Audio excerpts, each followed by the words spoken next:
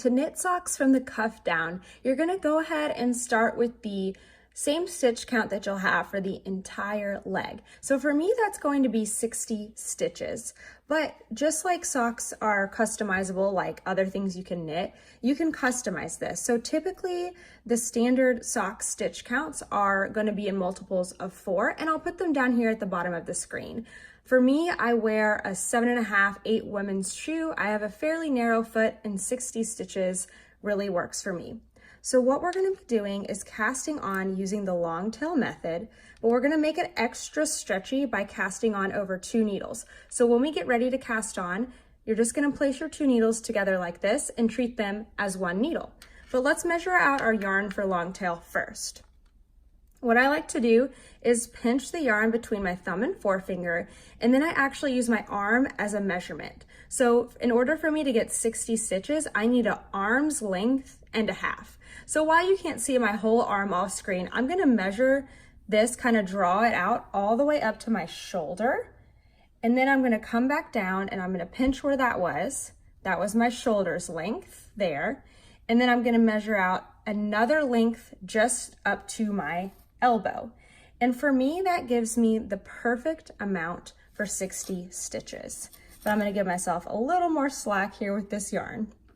So now we're ready to cast on. So have your 2 needles held together, and here is where you're gonna make either a slip knot, or if you're not a slip knot person, you can just loop your yarn over and give it a twist and start with Longtail. So for Longtail, if you are not familiar, you're gonna grab onto your yarn with your bottom 3 fingers, split your yarn with your thumb and forefinger, turn it towards you, and pull it down so you have a boomerang. Now I'll show you again if you're not familiar. So this is either your slip knot or your twist.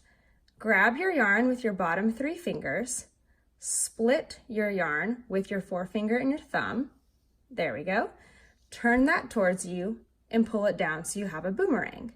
Now we have a loop here on our thumb and a loop here on our finger.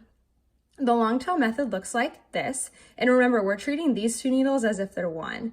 So come up through the loop on your thumb, around, grab the loop on your finger, and then come back through the loop on your thumb, drop it, and pull to close. Don't choke your needles, but just pull so that it's even. Now you might have to set up again. So grab, split, turn, and pull down. Come up through the loop on your thumb, around, grab the one on your finger, come back through the one on your thumb, and pull to even. So we're just gonna continue. I'm gonna get set up here so I can go a little bit faster. If you already know the Longtail method, this will be very familiar, but we're just gonna continue casting on here until you get to your desired stitch count. For me, that's gonna be 60 stitches. So I will meet you when I get to 60 stitches. I've made it to 60 stitches cast on with Longtail. I actually have a little bit too much of a tail left, but I would rather have that than have to start over. But I'm loving how this is already looking very rainbowy. So let's do the next step, which is to get this joined into magic loop. If you are not a magic loop person, this is when you can go ahead and change over to double points or 9-inch circular needles, whatever you enjoy. And you can do this cast on method with your with 2 9-inch circulars or double points too. This is your sock, and it is totally your up to you what you want to do. So what we're going to do is hang on to one of these needles. I'm going to push this one down, and we're going to pull the other one out because we only cast onto 2 needles so that we would have a nice long stitch, so it'll be stretchy when we get to the cuff. So I'm just going to grab and slowly pull onto this cord over here, making sure that I'm pulling out the correct needle. So as I pull that out, there we go. If we take a look at these stitches, they don't look all that much different from normal, but they're very loose, and it's much more even than it would have been if we had tried to keep this loose tension throughout the whole stitch. So with any magic loop method, we're going to find the middle, the center of our stitches, and pull out our cord from there so that we divide half of our stitches onto this needle and the other half here. Since I have 60 stitches, for me that will mean 30 here and 30 here. So let me quickly count to 30 and we'll pull out that cord. All right, what is hilarious to me is that I just split these in half for the first time and I ended up with 25 and 35. So I'm gonna try that again because clearly counting on screen is a new skill for me. So let's try again. 5, 10, 15, 20, 25, which is where I split last time, and 30. That should be a whole lot more even. So I'm hanging on to that spot where I've split in the middle here, and I'm just gonna kind of fold my cord in half so that I can grab between the 30th and the 31st stitch. And I'm pulling both sets of stitches up onto the needles.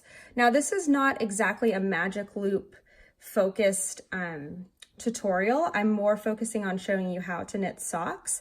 So if you need a little more guidance on how to split for magic loop, feel free to definitely go out there and look for another tutorial video that will show you that. So once I've got my stitches split evenly, this looks way more even than before. I've got 30 stitches here, 30 stitches here. Whatever your stitch count is, you need half and half. And I'm making sure that my cast on edge is facing the inside and there's no twists in it so that I can join my knitting. So here's where you get to choose.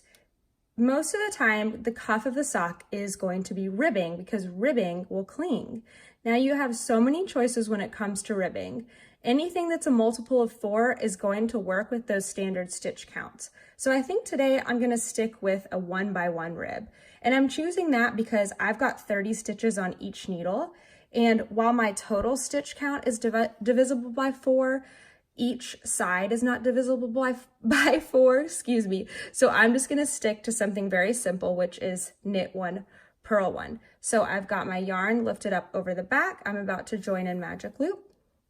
And I'm just gonna start my knit 1, purl 1 for the cuff of my sock. Now my biggest tip for magic loop is that when you go into your second stitch, that's when you can really pull on that first one and tighten up any gaps that you might have. Sometimes it's just hard not to have ladders. And I'm gonna try really hard not to hit the screen again, but I'm just gonna carry on doing knit 1, purl 1 for the cuff of my sock. What I like to have for a cuff is anything that's a multiple of 5. So 10 rounds usually does about over an inch. 15 rounds is good, but I really like a 20 round cuff. So I'm gonna work 20 rounds of 1x1 rib and I will see you back in just a minute. Here it is, 20 rounds of 1x1 rib, all done, and the cuff is complete. Just head on to my next video to see how to make the leg of the sock. You'll also see how to put in waste yarn for an afterthought heel and how to do the foot.